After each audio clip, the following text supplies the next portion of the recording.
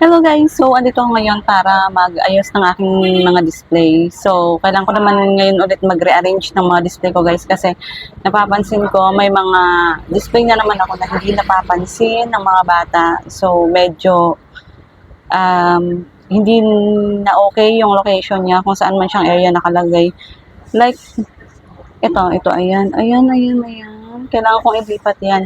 At yung iba pang mga products, mga items na naka-display dito na sa tingin ko, hindi talaga siya masyadong napapansin na. So, marami na din namang blank, marami na din namang kulang. So, okay lang kahit hindi na gaanong puno tingnan, paiiksin ko siya kasi malapit na din naman akong mag-divisoryo. So, sana magkaroon na nga ako ng available na araw. Yun lang naman inaantay ko yung available na araw kasi kailangan ko na din talaga.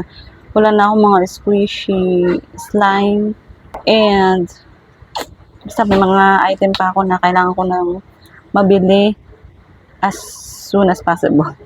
Na kailangan ko nang mabili. So, ngayon, ayusin ko nga ang aking mga display kasi look at that. Ito dito guys, babaguhin ko to dito. So, papakita ko lang kung ano yung plano kong gawin ngayong araw dito sa mga display ko. So, yun dito, ganyan pa din naman yan, pero medyo may babaguhin ako dyan kasi marami namang blanco-blanco ipagdidikit-dikit ko sila para magkaroon ng space siguro dito para sa ibang mga product. Tapos yung ibang pwede namang gawin pag ganito. Ay, wait. Pag ganito, ayan. Gagawin ko ng ganyan. Para, ayun, makasave ng space, mas makita sa, tsaka maglalagay ako ng dito. Mas mabilis kasi guys nabibenta yung mga products na pag dito ko nilalagay. Ayan. Parang ang bilis nilang mabenta pag nakalagay doon. Yung mga dati ko hindi nabebenta siya. So, ngayon, eto siguro, may babaguhin din tayo dito para, ayan, mabago naman, para mapansin naman ng mga bata na may ano, para medyo pansinin ulit. Kasi, hindi tayo ngayon ganong maraming customers. So, kailangan natin magpapansin sa mga dumadaan dito mga bata. Tapos guys, eto naman, yung mga yan, wala ako munang gagalawin dyan kasi nga, yung plano ko nga ang product expansion. Yung plano ko na magdagdag ng ibang products gaya ng mga jewelries nga. May mga na-order na ko guys, pero hindi pa siya dumadating kasi kaka-order ko lang. Tapos pag dumating na siguro, ipunin ko muna. Or pwede naman, isa-isahin ko na ipakita. At unti-untiin ko na lang dadagdagan kasi pag mga jewelry guys, yung puhunan nun is hindi siya kagaya ng puhunan na sa mga laruan na kahit konti lang yung ipuhunan nyo. Dito magpupuhunan ka talaga. So, wala namang problema dun sa kapital kasi mayroon naman ako nakalaan na pampuhunan dun. Ang inaano ko lang is yung space talaga. So, titingnan ko lang. Let's see kung anong magagawa ko na sa pinaplano kong expansion depende sa space na meron ako. So, sa ngayon, nag-aayos na lang muna ako dito ng aking mga display para mas kaaya-aya siya tingnan. Ayan. Lalo na doon sa mga items na hindi masyadong napapansin. So, babalikan ko yung guys pag okay na. Papakita ko lang muna sa inyo yung before. Okay, so sa kasalukuyan, ito nga yung mga yan. Naka-display dyan yung mga laro ko. So, titingnan natin kung may mababago mamaya dyan.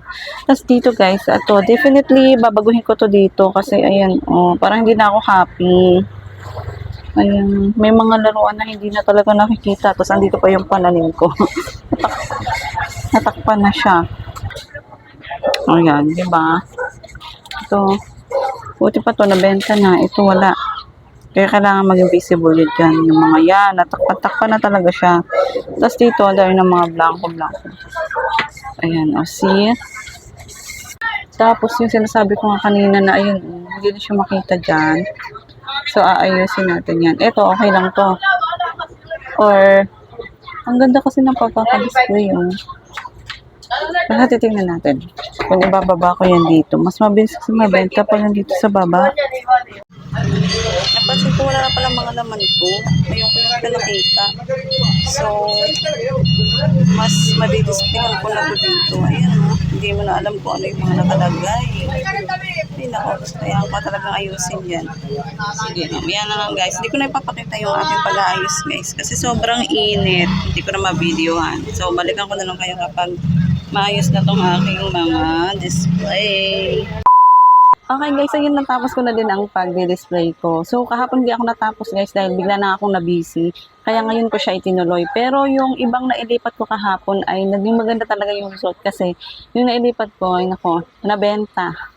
Kasi sabi ko na yung doon banda sa may gate na nilagay ko, sa pinto ng gate.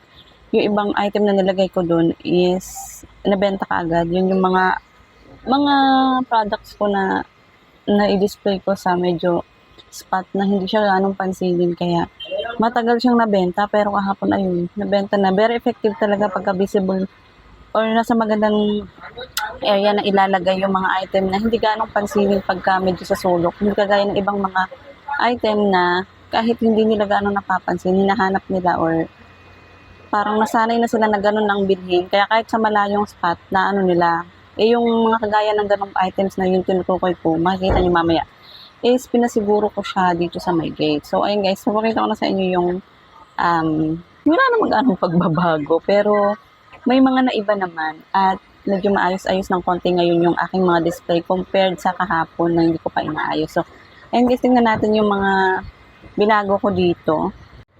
So, first, guys, dito sa taas, ayan, di ba wala pa yung mga cards dyan? Dito ko ngayon nilagay dati, pero nilipat ko sila dahil natatakpan itong aking mga fake nails. Ayan, kung makikita nyo dyan, yan, yung nakalagay pa dati siya dyan. Natatakpan yan, guys. Pag titingnan nyo siya doon sa labas ng gate, natatakpan talaga siya. Kaya, hindi gaanong nakikita yung mga nails ko dyan. Kaya, inilipat ko na at hindi din gaanong bilihin ang cards nung dyan ko siya nilagay. So, ayan, kitang-kita na siya. Nagkaroon na ng space dyan dahil may mga tinanggal nga ako dyan. At inilipat ko dito sa my gate. Kaya, ayan, nagkaroon tayo ng spasyo para sa mga cards. Yan, kasi ang dami kong biniling cards at mura ko lang kasi nabili yan. Tapos, tigpa 5 lang. Sayang naman, hindi napapansin ng mga bata. Hindi nila alam na may tigpa 5. Minsan nakakalimutan kong i-offer. Pagka busy ako, gusto ko pag may bumili, mabilisan. Hindi ko na na-recommend yung ibang mga products dito na kung magkano na yung pera ng bata, ba 5 pesos. Ay, meron akong tigpa 5 dito. Hindi ko na sila nagaganon kasi nga minsan, pag busy na ako, kung ano na lang yung maturo nila. So, yun na lang. So, ayun na guys, ang pagbabago dyan. Kaya, diba, may makikita ang mga bata na nabago. So, parang isipin nila, ay, bago na ulit. May bago sila, pero hindi nila alam. Yan pa rin yun. Iniba ko lang yung display.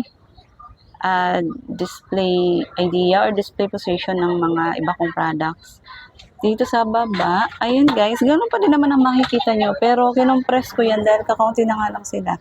And may dumating ako, sa sunod ko na lang yun na video. May dumating na akong parcel galing sa Shopee dahil dinagdagan ko yung mga kasi naiinip ako, hindi pa ako makapunta ng Divisoria dahil wala pang magbabantay sa bebe sa aking little girl dahil yung daddy niya ay may work. Hindi ako makahanap ng tiyempo, ng tamang available na araw. So, ayan, ginawa ko dyan. Kinompress ko siya. Tapos, ayan, may space pa ako para sa bago kong, in-order sa Shopee ng mga sour candies. At sa mga susunod pa, baka titingnan ko na lang kung paano ko ulit mapagkakasya pag nag-angkat na ulit ako ng bago. So, ayan, yung mga balloons yan.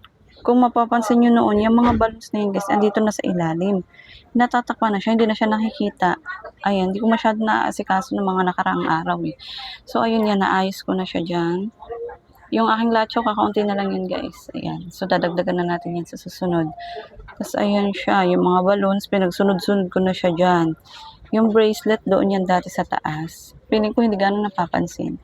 Pang bata lang naman na bracelet yan eh. So, sa darating kung mga susunod na video, which is i-reveal ko yung mga bago kong products nga, yung mga jewelries. Iniipon ko pa kasi bago ko siya ipakita sa inyo. At i-haul. Yan, excited ako i-haul. Dumating na yung iba kanina pero hindi ko muna siya i-shoot dahil iniipon ko pa. Inaantay ko pa yung iba kong in-order. So, ayun nga dyan guys, ang mga nagaganap dyan. Yan, inayos ko lang yan ng konti. So, ayan, presentable na siya tingnan, diba? Compared kahapon or before ko pa naayos. So, ayan lang naman ang binago ko dyan. Tapos, sa dito naman, wala naman akong binago dyan sa mga candies. Ganyan pa din sila. At dito, wala na akong mababago dyan dahil wala na akong ibang stocks ng mga slime, mga products. Pinauubos ko na lang yan siya dyan.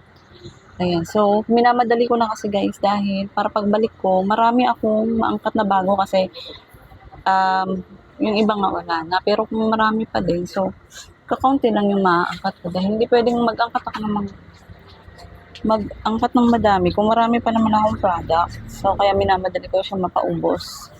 So, again, dito sa taas, ito, inayos ko to kasi naaalikabukan, pinasok ko na siya dito sa case ko.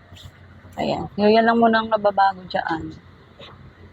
Yan. Ito, dati sa loob to, hindi mo gano'n nakikita. Nung nilabas ko, ayun, nabenta ng nabenta. So, ganun talaga. Kailangan ng maging mautak sa pagdi-display, para mabenta yung mga akala mong hindi gusto ng mga bata. Hindi na pala nila masyado napapansin. Kasi ito na nga guys, ito yung tinutukoy ko, yung gate na yan. Pag dyan ko dinisplay, naubos na kasi.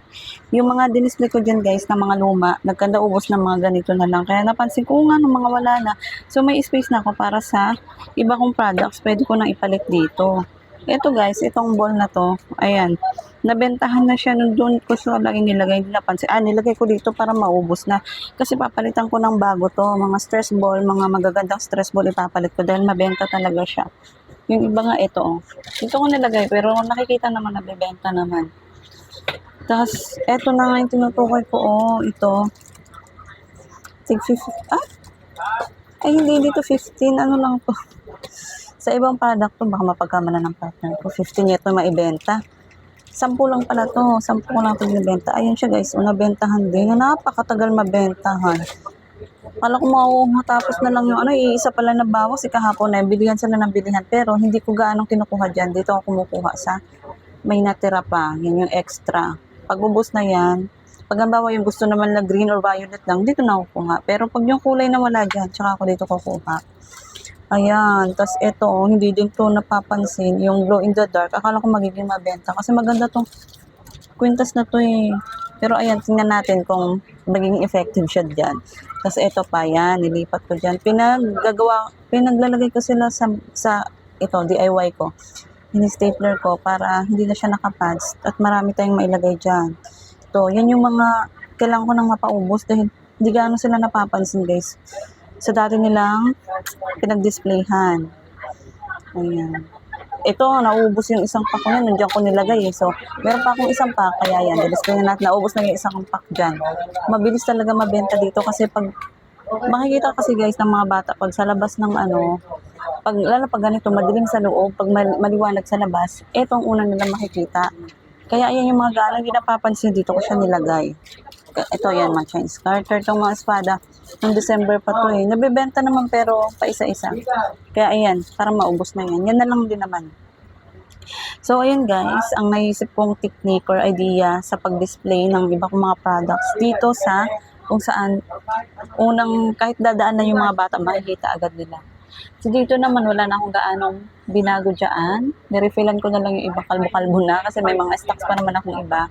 Ayan, yan yung mga products dyan na medyo pricey. Hindi naman pricey, pero mga nasa 15 pataas yung mga presyohan dyan. Diyan ko siya nilagay. Parang hindi siya gaano mapag-iwanan din.